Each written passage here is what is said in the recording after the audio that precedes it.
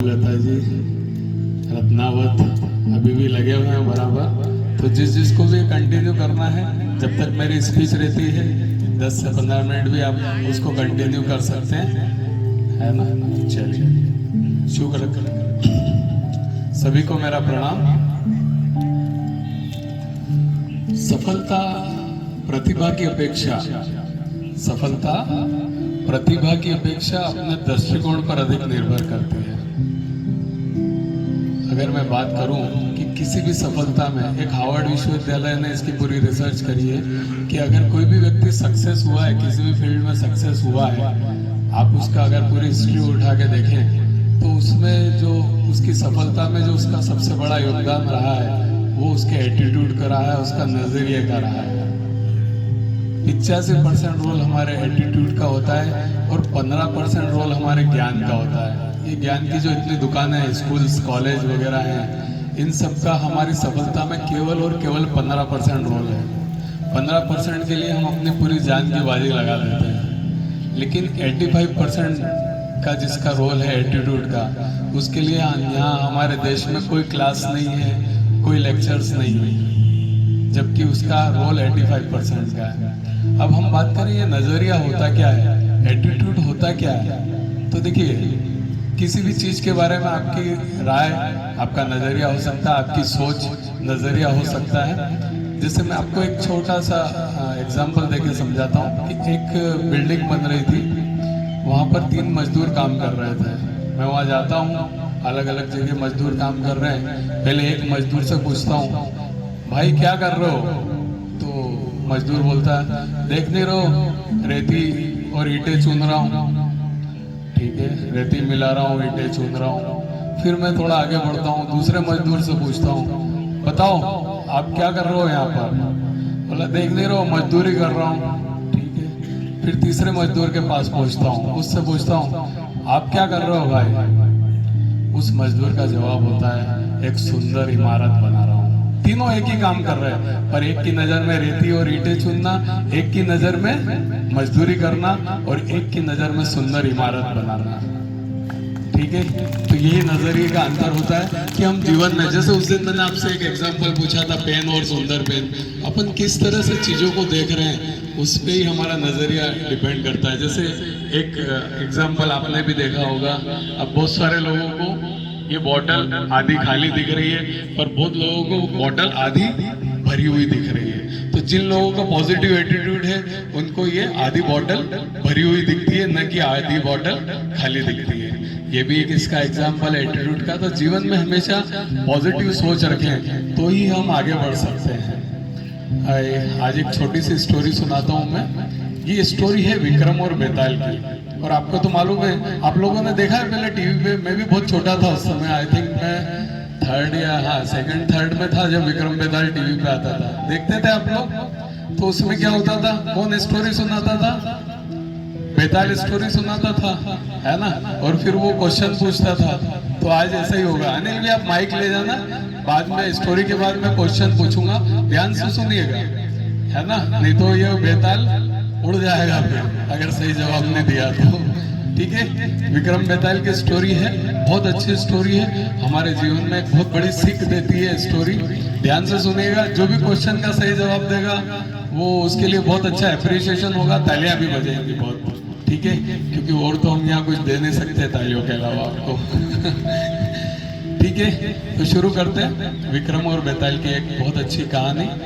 एक बार एक लड़का रहता है, 24-25 साल का एक लड़का रहता है, कुछ काम धंधा नहीं करता, दिन भर पड़ा रहता है, सोता रहता है, बहुत आलसी किस्म का रहता है। घर वाले भी उसकी इस आदत से बड़े परेशान थे कि ये कुछ भी नहीं करता है, कोई काम नहीं करता है, सिर्फ पड़े पड़े खाता है, सोता रहता है, बहुत आलसी है। वो इतने परेशान रहते हैं, उसको सुधारने की कई प्रयास करते हैं, कोई कोशिश करते हैं, पर वो सुधरने को तैयार नहीं हो रहा था। थक हार के घर वाले उसको घर से बाहर निकाल देते हैं कि जा तेरा बोरिया बिस्तर उठा और निकल जाए ऐसे। ठीक है, लड़का घर से निकल जाता है, इधर उधर घूमता फिरता रहता है। 1-2 दिन गुजर जाते हैं, उसको ना तो कुछ खाने को मिलता है, बड़ा दुर्बल हो जाता है, 2 दिन में थक हार जाता है और इतना दुर्बल हो जाता है कि बीमार होके बेहोश होके सड़क के किनारे गिर जाता है।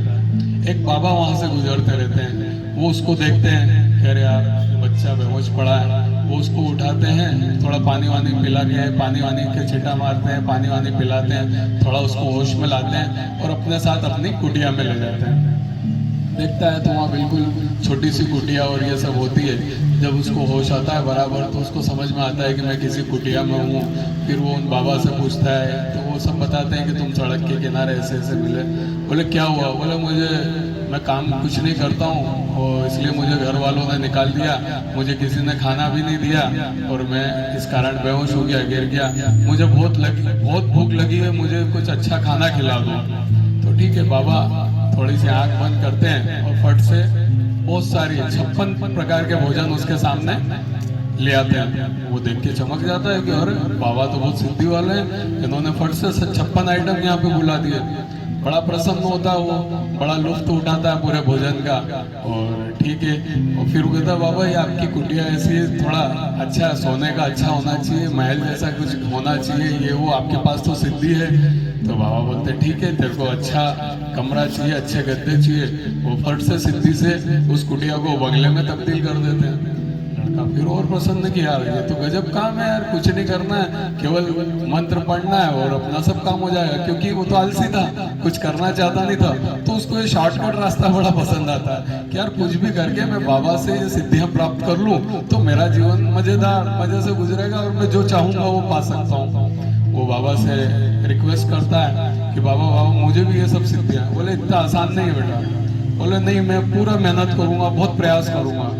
ठीक है, बाबा राजी हो जाते हैं कि चल ठीक है। बोलते हैं लेकिन ये इस सिद्धि के 2 चरण होंगे, 3-3 महीने के 2 चरण होंगे और वो दोनों चरण को आपको बहुत कठिन रहेंगे, लेकिन आपको उसको पूर्ण करना है। ठीक है, वो तैयार हो जाता है कि दोनों चरण मैं कंप्लीट करूंगा।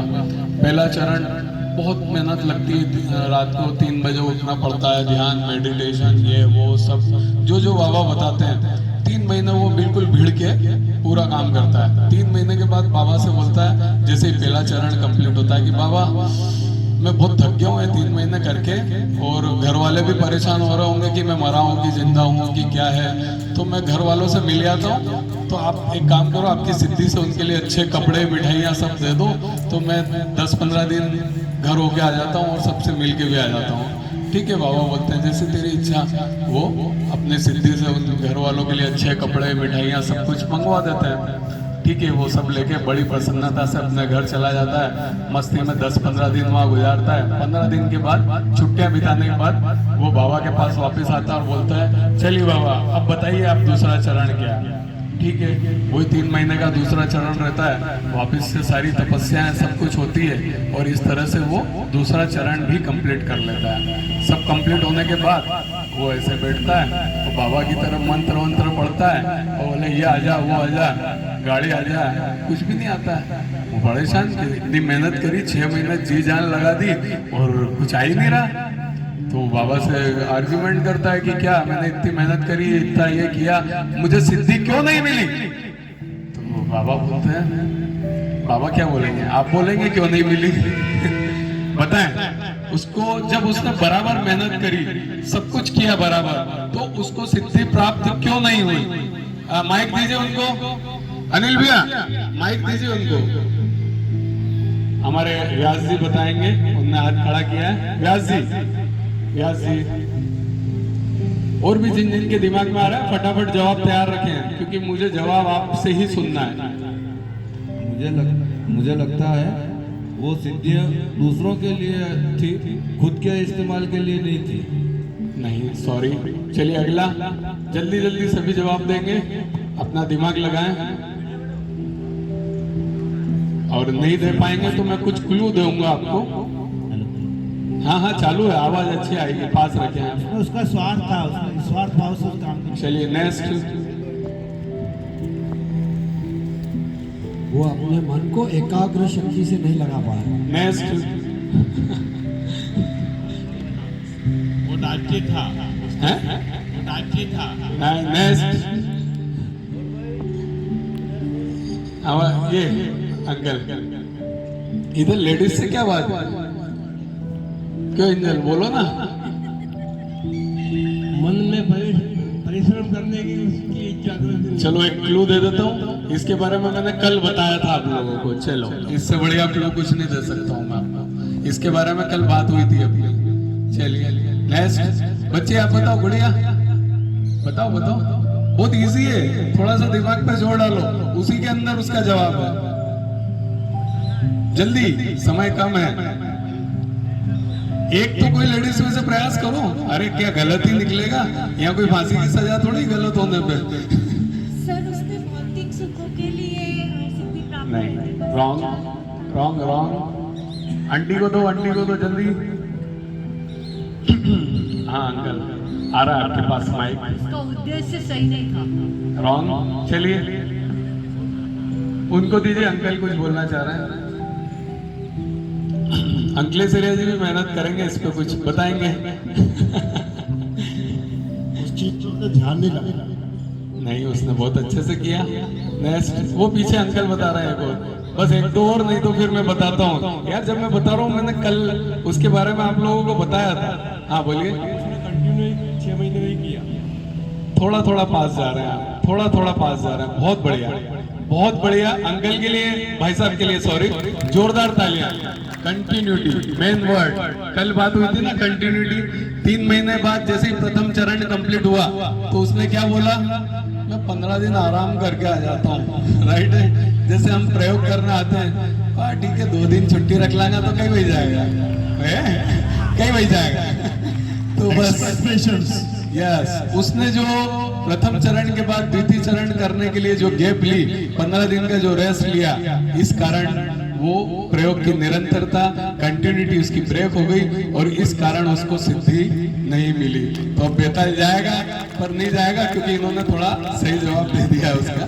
ठीक है, तो इस कहानी से हमें यही शिक्षा मिलती है कि किसी भी कार्य को अगर हम जीवन में करते हैं और उसके अंदर निरंतरता नहीं है, कंटिन्यूटी नहीं है, तो हमें सक्सेस नहीं मिलती है। बहुत सारे लोग कहते हैं हम रामदेव जी के बहुत अच्छे योग करते हैं, ठीक है, कपाल भारती करते हैं, अनुलोम विलोम करते हैं, सब रोज करते हैं, 1-1 घंटे 2-2 घंटे करते हैं, ठीक है, लेकिन उनको वो लाभ नहीं मिलता है। एक तो तरीका गलत होता है, दूसरा कंटिन्यूटी नहीं होती है। ठीक है, तो कोई भी प्रयोग है, कोई भी कार्य है, अगर ये 2 चीज उसके साथ नहीं जुड़ी है तो लाभ नहीं मिलता है। बस यही इस कहानी से हमें शिक्षा मिलती है। आज की इस कथा को हम यही विराम देते हैं, अगले प्रयोग में प्रवेश करते हैं। एक छोटी सी कविता एटीट्यूड के ऊपर और उसके बाद अगले प्रयोग में प्रवेश करते हैं। कि देखा है हमने भी जिंदगी को करीब से, कि देखा है हमने भी जिंदगी को करीब से, कि बात कुछ बनती नहीं सिर्फ नसीब से, होता नहीं अरमा पूरे खोखले इरादों से, और मिलती नहीं मंजिल सिर्फ मरे हुए वादों से, कि मंजिल को पाना इतना आसान नहीं है, चलते हैं लोग मगर दिशा का ज्ञान नहीं है जहां में भी कुछ ऐसे लोग जो सांस तो ले रहे हैं मगर उनमें भी कोई जान नहीं है। कदम कदम पर जीवन ने यही सिखाया है कि करना है अगर चमत्कार तो अपने चरित्र को सूरज की तरह चमकाना होगा, आती जाती हर सांसों में उत्साह का प्रभाव लाना होगा, और परिस्थितियां अनुकूल हो या ना हो अपने दृष्टिकोण को मजबूत बनाना होगा, दृष्टिकोण को मजबूत बनाना होगा। धन्यवाद। चलिए सब लोग खड़े हो जाएंगे।